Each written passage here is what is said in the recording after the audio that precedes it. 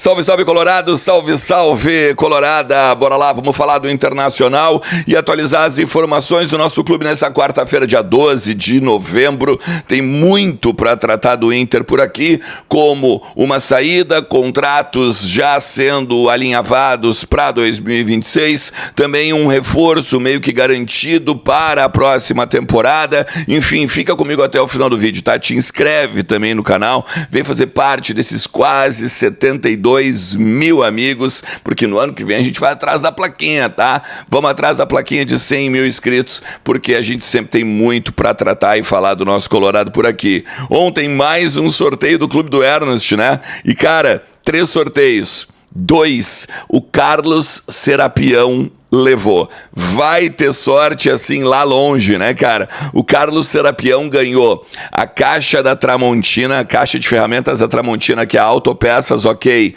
botou na faixa na semana passada e ganhou agora também o vale compras de R$500 da Arcadami. Ou seja, o cara tá participando, o cara concorre a prêmios, o cara ganha aqui com o Clube do Ernest. Tá na descrição, tem ali. Participe do Clube do Ernest na próxima quinta-feira, agora, tá? Amanhã a gente tem mais um sorteio. Aí, R$500 e um vale-compras da Cadilis Poker, aqui na Nilo Peçanha, em Porto Alegre. E no sábado a gente tem um Power Bank da iProBR. E aí, na semana que vem, a gente tem Orro, Sol e Grau, a gente tem hotel em Santa Catarina, camisa do Inter, muita coisa bacana pra gente ficar sorteando e cada vez mais dar as oportunidades para vocês aí se divertirem e também aproveitarem fora dos conteúdos aqui do canal, beleza? Bom, vamos lá. Cara, ontem o Léo Condé, o técnico do Ceará, que é o adversário do Internacional, agora no dia 20 de novembro, quando volta a data FIFA, ele deixou muito claro que a busca pelos 3 pontos no Castelão vai ser uma prioridade do Ceará, principalmente porque se o Ceará vence o jogo, o Ceará conquista os 45 pontos que afastam qualquer possibilidade de rebaixamento do time do Nordeste. Eles fizeram promoção de ingressos, deixaram muito claro que querem fazer um caldeirão lá e, obviamente, dificulta muito mais a vida do Internacional. Já falamos sobre isso em outros conteúdos, né? O aproveitamento do Ramon Dias é horrendo com o Inter fora dos seus domínios. Mesmo que ele só tenha ganho 2 jogos, né, nesses 10 que ele já participou com o comando técnico colorado, o Inter tem 4% apenas de aproveitamento fora de casa. Então tu já imagina o quanto vai ser difícil esse jogo na Arena Castelão. Por isso tem toda aquela questão da data FIFA, da parada, né, para melhorar técnica, tática, fisicamente, para que a gente chegue então no dia 20 e tenha uma possibilidade real de vencer fora de casa. E aí sim, né, a gente vai a 40 pontos, estamos com 37 hoje, começamos também já a pensar em sequer falar mais de Z4, beleza? Mas eu quero repercutir uma informação do Lucas Dias, repórter também, que tem um canal no YouTube, também trabalha no Debate Raiz, enfim, tem muitas informações de Internacional, mas essa informação eu quero desencadear uma série de outras, tá? Por isso que eu te peço para tu ficar comigo até o final do vídeo sempre, tá? É o Vitão e a possibilidade da saída do zagueiro para a Europa e a possibilidade de ele ir atuar na Espanha. E aí aqui eu vou falar a informação e já vou dizer que se isso acontecer é a primeira burrada da direção em 2026. Olha só, o Inter tem um contrato com o Vitão até dezembro de 2026, até dezembro do ano que vem. Logo, teria de fazer essa janela, uma grana com ele, vendê-lo, ou então já encaminhar uma renovação de contrato para não chegar no meio do ano, por exemplo, e ele está lá com uma possibilidade de fazer um pré-contrato com qualquer clube. Ele não faria isso porque ele já teve outras oportunidades de sair do Inter e não saiu. Mas o Inter teria que, né, pela questão jurídica e até pela questão da segurança, ir lá e garantir mais alguns anos de contrato para o Vitão. O que se fala é que com 25 anos, ele vai fazer 26 ano que vem, já não há mais uma possibilidade concreta de lucrar muitos milhões com o Vitão.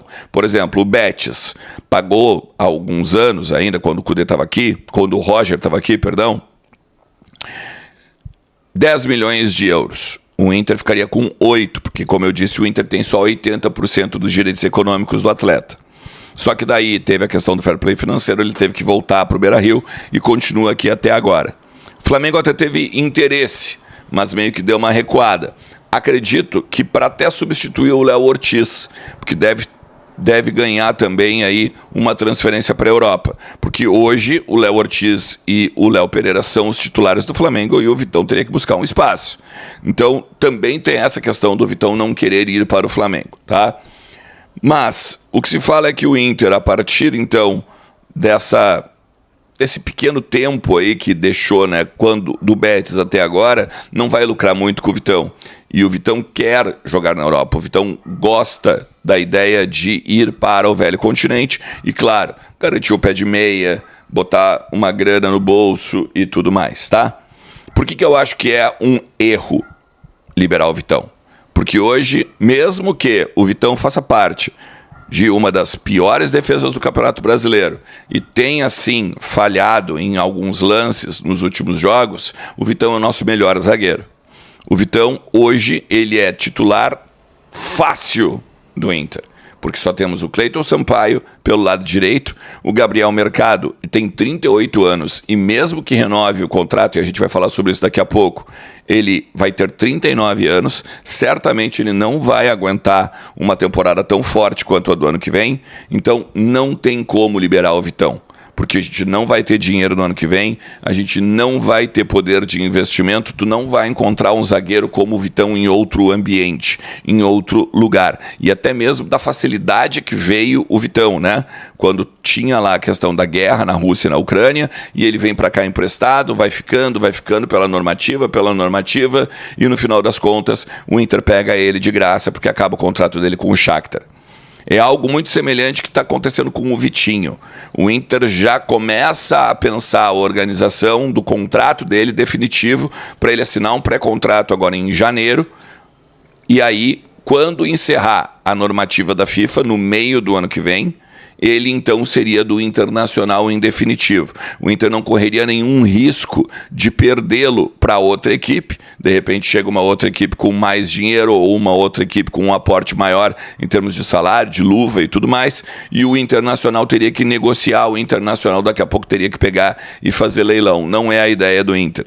O Inter já organiza um pré-contrato com o Vitinho, que tem a normativa da FIFA, mais uma vez eu vou dizer, até o meio do ano que vem, e no meio do ano que vem encerra o contrato dele com o Dinamo de Kiev. Então vai ser algo muito semelhante ao que o Inter fez com o Vitão no Shakhtar. Logo, é o nosso primeiro reforço, basicamente, para 2026. Os outros que a gente ainda tem contrato é o Gabriel Mercado, até dezembro agora, eu acredito, eu renovaria, tá? Eu renovaria por mais um ano o Gabriel Mercado. O Carboneiro a gente tem que comprar junto ao Racing. Se fala muito, né, que os caras não vão negociar, os caras não vão diminuir e tal valores, principalmente porque o Inter pegou e deixou em haver agora as parcelas do empréstimo. O Vitor Gabriel a gente tem que pagar 3 milhões ao Sport. O Inter já disse que ia pagar isso aqui há muito tempo e não efetiva, né? Mas está lá, juridicamente está tudo certo, em dezembro tem que fazer. O Bruno Henrique e o Oscar Romero devem ser liberados. Esses dois jogadores eles devem ser liberados porque também estão com contrato até dezembro e a partir daí seguem sua vida. E aí a gente tem o Luca Drummond, né, que só ficou mais um ano aqui porque teve uma lesão no joelho, já seria repassado também. E o Cauã Jesus, que é o goleiro também da base, que hoje é o terceiro goleiro a partir da lesão do Rocher. Aliás, o Rocher é outro que tem contrato até dezembro de 2026 e que o Inter vai ter que organizar alguma coisa na sua vida agora já no início do ano.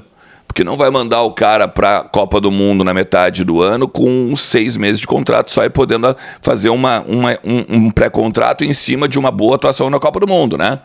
Seria uma burrice sem tamanho o Inter deixar isso. Ou seja, ou vende o jogador, repassa ele para fazer um caixa, ou então tu renova com ele. Eu não renovaria. Eu daria a oportunidade para o Ivan e botaria o Antony como segundo goleiro nesse sentido. O Cauã Jesus, como eu disse, né, precisa organizar o seu contrato e não deve ser algo muito caro para o Internacional. Ou seja, as movimentações de mercado vão acontecendo dentro do departamento de futebol, mesmo que eles garantam no microfone que ninguém está pensando em 2026. Beleza?